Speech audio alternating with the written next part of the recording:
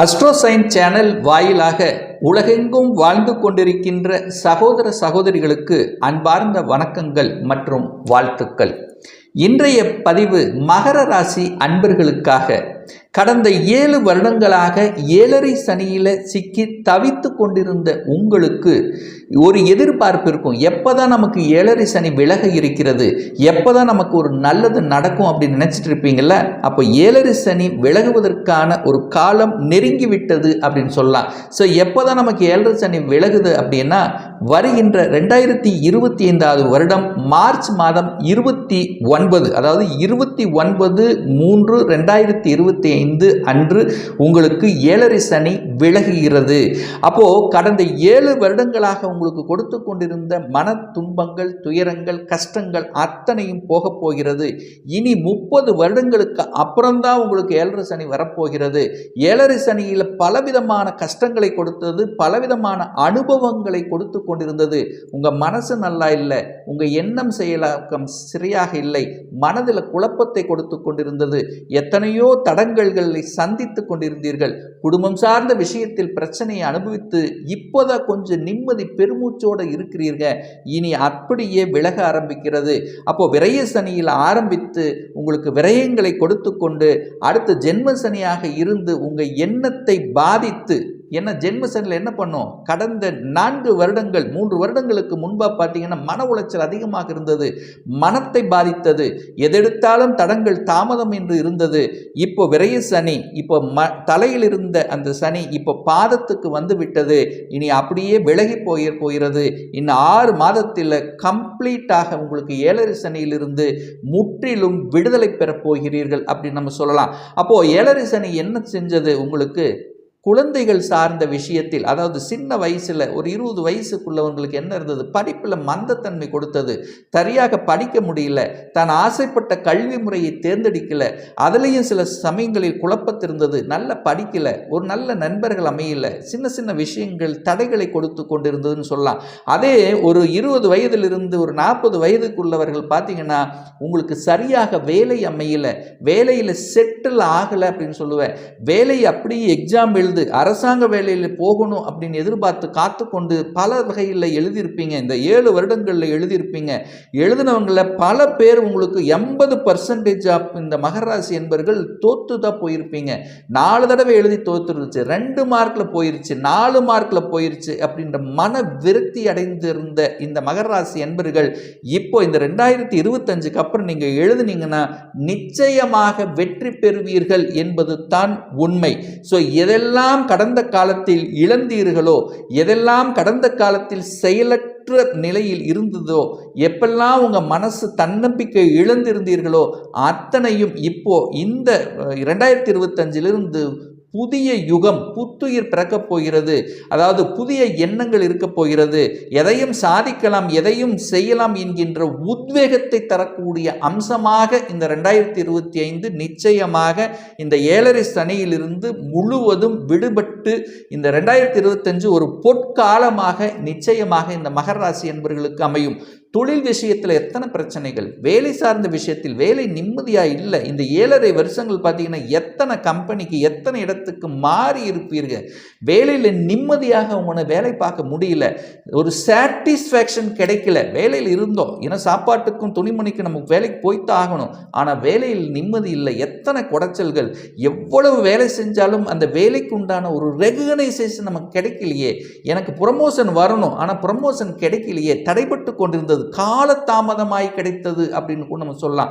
So எத்தனை வகையான தடைகள், தாமதங்கள் இந்த வேலை சார்ந்த விஷயத்தில், எத்தனை கம்பெனியில் ஏறி இறங்கியிருப்பீங்க, எத்தனை மேலதிகாரிகள் சார்ந்த விஷயங்கள், அதாவது கூட இருக்கிறவங்களுக்கு கூட சில குழப்பங்கள், வேலையை விட்டு மாறி, அதாவது நீங்கள் படித்த படிப்பு ஒன்று, நீங்கள் பார்க்குற வேலை ஒன்று. ஸோ இந்த மாதிரி, அதாவது வேலை இருந்திருந்தாலும் அந்த வேலையில் நிம்மதியற்ற தன்மை, ஒரு சாட்டிஸ்ஃபேக்ஷன் இல்லாத தன்மையை கொடுத்திருந்தது அல்லவா. இப்போ இந்த 2025 இந்த சனி பெயர்ச்சிக்கு அப்புறம், வருகின்ற இந்த சனி பெயர்ச்சிக்கு அப்புறம் எல்லாமே மாறப்போகிறது, தலைகீழாக மாறப்போகிறது. எத்தனை அனுபவங்களை கொடுத்து கொண்டிருந்தது. குடும்பம் என்றால் என்ன என்பது எத்தனையோ பேர்த்துக்கு உணர்த்தி இருக்கும். தனம் என்பது என்ன, அதனுடைய அருமை என்னங்கிறது தெரிஞ்சிருக்கும். நண்பர்கள் எப்படிப்பட்டவர், எந்த மாதிரியான தன்மை, உறவுகள் என்ன என்ற அத்தனையும் உங்களுக்கு அனுபவ வாயிலாக இந்த 7.5 வருடங்கள் உங்களுக்கு கற்றுக் கொடுத்திருக்கும் அப்படின்னு தான் சொல்லுவேன். அந்த அனுபவ பாடத்தின் வாயிலாக இப்போ இந்த 2025 இந்த மகர ராசி அன்பர்களுடைய வாழ்க்கை தரம் உயர இருக்கிறது என்பதை உறுதியிட்டு சொல்ல முடியும் என்னால சொல்லுவேன். அதே சமயத்தில் பார்த்தீங்கன்னா குடும்பத்தில் பிரச்சனை இருந்தது, குடும்பம் சார்ந்த விஷயத்தில் பிரச்சனை இருந்தது, தனம் சார்ந்த விஷயத்தில் பிரச்சனை இருந்தது. குடும்பம் திருமணம் ஆனது, திருமணம் ஆனாலும் அங்க ஒரு நிம்மதியற்ற தன்மை இருந்தது. கணவன் ஒரு இடத்துல, மனைவி ஒரு இடத்துல இருக்க வேண்டிய சந்தர்ப்பம். ஒரு சிலர் வெளிநாட்டில் போய் வேலை பார்க்கக்கூடிய அமைப்புகள், குடும்பம் இங்கே இருந்தது, நீங்கள் வெளிநாட்டில் இருந்தீங்க. ஸோ பிரிந்து இருந்த தன்மைகள், அதுக்கப்புறம் ஒன்று சேரக்கூடிய வாய்ப்புகள். ஸோ இப்படி பல கஷ்டங்களை உங்களுக்கு குடும்ப ரீதியாகவும் கொடுத்து இருக்கும். ஒரு சிலருக்கு பார்த்தீங்கன்னா திருமணமே அமையலை அப்படின்னு சொல்லுவேன், திருமணத்தில் தடைகள் கொடுத்து கொண்டு இருந்ததுன்னு சொல்லுவேன். அப்படி திருமணம் ஆயிருந்தாலும் அதில் பிரச்சனைகளை கொடுத்தது, அது கணவன் மனைவிக்குள்ள கருத்து வேறுபாடுகள் கூட தோன்றிருக்கும். ஸோ இந்த 7 வருடங்களில் குடும்ப ரீதியாக பல சிக்கல்களில் பல கஷ்டங்களை சந்தித்து கொண்டிருந்த மகராசி என்பவர்களுக்கு விடிவு காலம் பிறக்கப் போகிறது. இந்த 2025 நீங்கள் நினைத்த அத்தனை காரியங்கள் உங்களுக்கு நடக்கப் போகிறது. மனதில் இருந்து வந்த அத்தனை விதமான எண்ணங்கள், செயல்கள், சிந்தனைகள் செயலற்று இருந்தனவல்லவா, அதாவது ஒரு மாதிரியான ஒரு விரக்தியில் இருந்தீங்க. வாழ்க்கை என்ன, வாழ்க்கையில் இருக்கணுமா வேண்டாமா அப்படிங்கிறது எத்தனையோ தடவை யோசிச்சிருந்திருப்பீங்கல்ல. என்னதான் இது வாழ்க்கை, என்ன செஞ்சாலும் நமக்கு ஒரு பிரயோஜனம் இல்லையே, நான் பேசினா கூட நம்ம குடும்ப உறுப்பினர் கூட என்னை மதிக்கலையே அப்படின்னு கஷ்டப்பட்டு கொண்டிருந்த எத்தனை மகர ராசி என்பர்கள் அத்தனை பேரும் இந்த 2025 அப்புறம் நல்லா இருக்க போறீங்க அப்படின்னு உறுதியாக சொல்லலாம். அதே சமயத்தில் பார்த்தீங்கன்னா ஒரு வீடு கட்ட முடியல, வீடு கட்டணும்னு நினைச்சீங்க, வீடு கட்ட முடியல, அப்படி கட்டியிருந்தா கூட பாதில் நின்றிருந்தது.